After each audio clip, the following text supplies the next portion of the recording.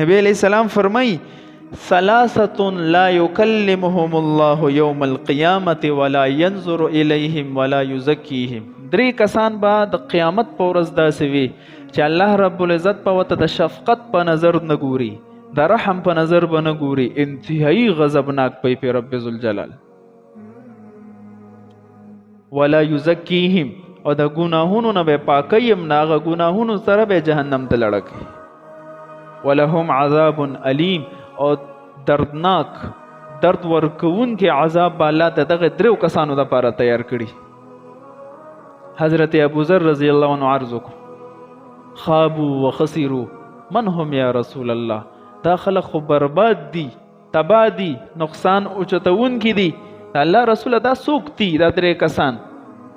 نبی علیہ السلام فرمایل المسبلو، هغه انسان چې د ګیټو نه پنسې ښکته ساتي، د تکبر په وجه باندې سړي ته حکم دا دی چې دا به دونه پنسي اوچتې ساتي چې د ګیټې ښکاري.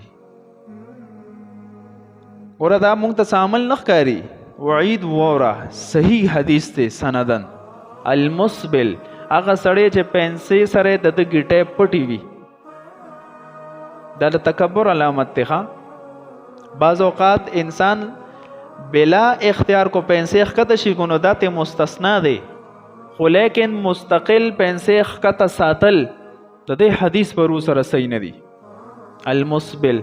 دویم والمنان، هغه انسان چې چا سره خو کی او بیا وته بطور پیغور یادای ما د سره ښه کړی دی، تعلیم در باندې ما کړی، تا سره سدي لباس کپڑا رزق انتظام دې ما کړی دی، تا څه کړی دی، خی وسره کړی دی، اوس وته بطور پیغور یادای.